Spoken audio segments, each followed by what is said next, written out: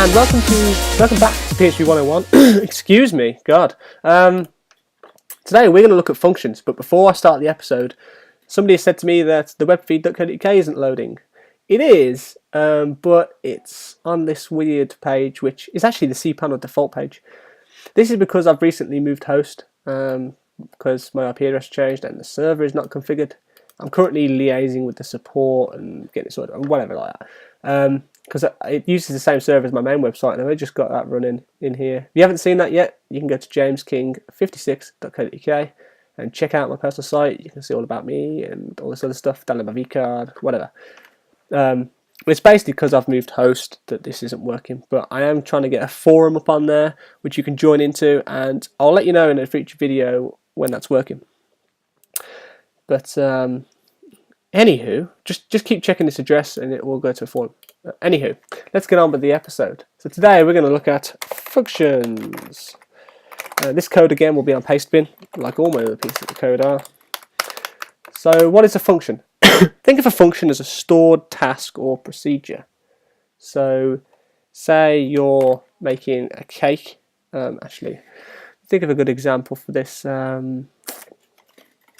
Say you've got someone's name, and we'll say first name and their last name, and you want to turn that into that. Okay, I mean, you notice these are lowercase, whereas that's got a capital letter on it. So what you would do is, God damn it, that thing is annoying. What you would do is you would take your name, and it would be the, now I think it's str, it's UC first, I think. Yeah, UC first. That basically turns the first letter of a string into uppercase. So we'd take the first name and we'd capitalise the first letter, and we would do some concatenation here, and we'd do another UC first.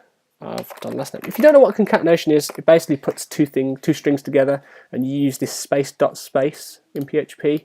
You do space plus space in JavaScript. There's a few variations. And we're just adding a string here, which is just a space character, and then putting down the last name here. So that's how you would do that, which again I know is one line, but let's make it even harder for ourselves, making this multiple lines. So you do the UC first of the first name, if I can type. Then you would say $name is concatenated to, I don't know if you've seen this operate before, this concatenate equals. It means we're actually appending to the previous thing. So we'd concatenate on a space character, and then we'd add on the UC first of the last name. Now this is obviously now 3 lines. Then you obviously echo name, and that would be that. Let's actually load this up in the browser here. If I do the webfeed ep7 and functions PHP.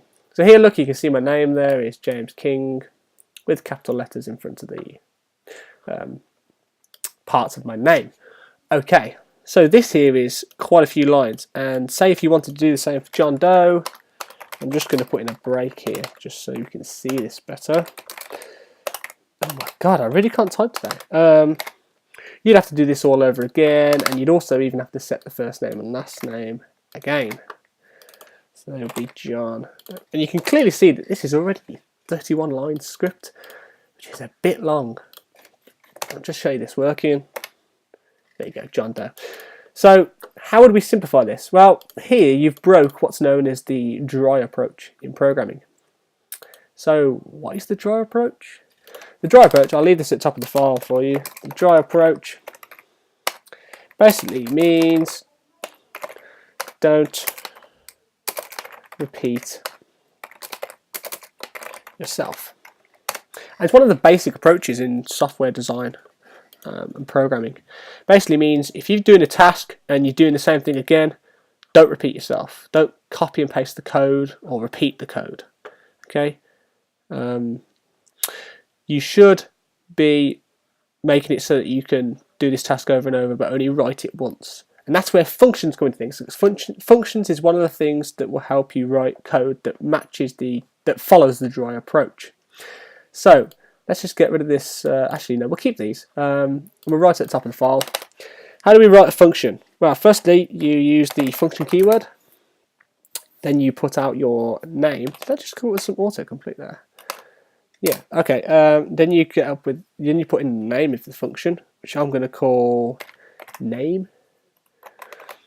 And then you open the parentheses, and this is where your parameters come into it, which we'll get back to right here. You basically write it a bit like an if function, but you're actually specifying a name.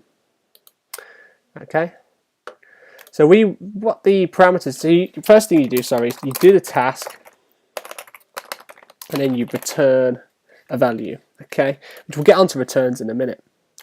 So basically, what we want to pass through is the first name and the last name. And this basically allows you to use these inside this function here. They're only inside this function, not anywhere else. So what we'd do here then is we'd say $name. This is where we'd do our code. We'd uppercase the first letters of $first name.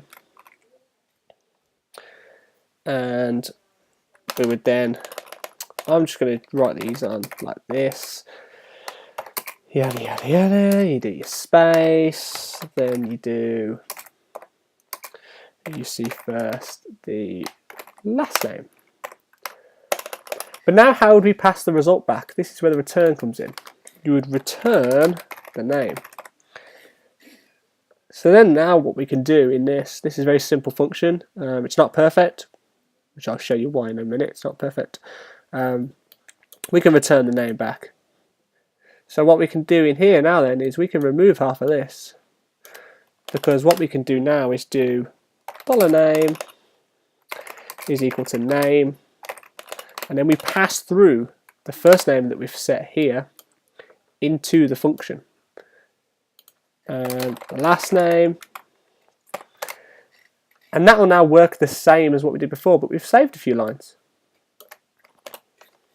And I'm going to do the same again here, and this will now actually work the same. When we refresh, it'll be exactly the same, as you can see. Just for difference's sake, I'm going to override these values here.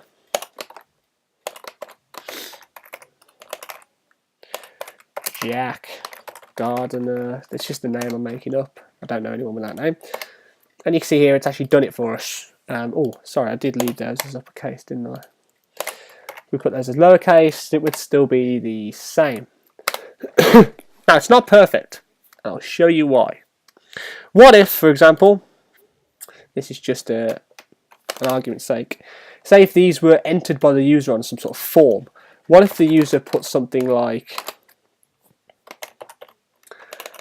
this?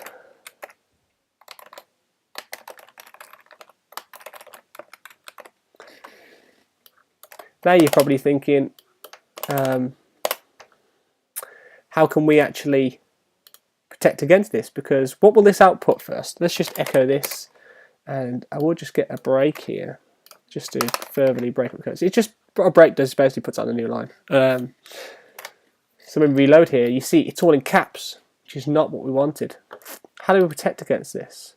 Well, what we'd do first in our task is we would set first name, would override first name in here to be the first name, but we would set it all to lowercase. And this will reset this so that we know it's a lowercase string and what have you. So that would override those and we'll fix our issue. There we go. Because this would actually say, whatever this string is, I want this lowercased first and then put through to uppercase first letter. So we always know that this is going to come out right, whatever case we use. So say I did a lowercase a in there and a lowercase d, just always come out the same. Okay. But that's not the only issue. What if we did this? What if we put an array in there? Now, what it does is it cuts off the first name, because I don't think I'm showing the errors on my PHP installation here. You maybe on your installation you'll get an actual error message, but I think I'm hiding mine. I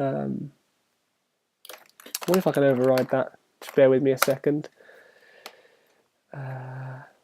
E_all. Maybe that'll give me the error. Nope. Okay, forget it. So you may actually get an error there. Basically, it's left the first name off completely, which again is not what we want. So we want to fix this, we want to do some validation.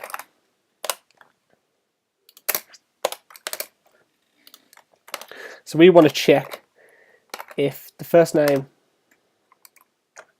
So actually, thinking about it, firstly, what if we set this as blank or false? Or actually, what if we just did this? This is valid code, okay? But again, this is still flagging up as an argument. Oh yeah, because it's a required parameter, which again will output nothing because there would be an error, but I'm not showing errors. Okay. These are actually required parameters at the moment because they're not set as defaults, which PHP Storm is actually flagging this up for us here. It's saying required parameter first name is missing, which is right. You know, we were actually missing a first name and we're missing a last name. So what if we wanted to leave that blank? We wanted to set a default. Well, you could do this right in this line here. We can make it so that these are optional parameters. As I showed you in one of the previous episodes, there are optional parameters which are shown as square brackets in this editor. So now if I mouse over here, or if I start typing maybe, it will show me here, as you can see now, that there is some square brackets here, which tell you that these are optional, but it will be equal to John by default, which is what we've set up here. So what if I left this off? We're now requiring the first name, but the last name is optional, which PHP Storm is flagging up as an error. And this will show it that it's not going to show me what the really tooltip is now, is it? Yeah, here you go. So the first name is required, and then this one's in square brackets because it's not required. And also PHP Storm's guessing that last one as a string, which is cool. So we're going to set these as defaults. But again, that doesn't stray from the fact that we can put in anything in here. So we could do array and leave it like that. And then we're only going to get dough. Right, so we're going to have to do some validation manually here. So firstly, we need to check whether first name is a string. Or whether we can convert it to a string. Which we can do, just trying to think here what the best way of doing it is. If first name instance of array. Can I do that? Is that a valid thing there? No. See, instance of, you would have thought you could use that, but you can't because that requires there to be objects, which I'm going to show you in the object-oriented tutorials here. Now I thought there was a type of thing, but I'm thinking of JavaScript, I think, yeah. So forget what I said. You can't really validate them too badly. So what we'd have to do then is if our first name. Okay, so we get the first name here, and in PHP there is a method called isString or isArray. There is one for every type in here. So we're going to say if the first name, and we're going to use the not operator here, which is the exclamation mark. If the first name is not a string, then we want to return false. And if the last name is not a string, we're also going to return false. Now what this does here is, if these are not strings, it doesn't continue with this part here. This part never gets run. When you return, it signals the end of your function. Okay, so if we're returning here, this stuff gets completely missed out. So say if I put a return here, this would stop this. This would stop the rest of this from running because it would cut out here. It wouldn't stop the script, it would just break out of the function and come back to the echo. So let's see what happens here. This is not going to echo anything now because we're now returning false, so we're basically saying echo false, which you can't echo false. Which actually is wrong. We should return an empty string. If we're echoing it, we should return an empty string. Okay. So these now are required to be strings for the function to work. I know it's a bit of a weird workaround, but it makes sure we get valid data. And that's basically functions, really. You have a return and stuff. You can return a lot of things. You can return, a true or a false. You can return, I think you can still return nothing. No, PHP Storm was telling me it's an error. You can return arrays. You can return a lot of things.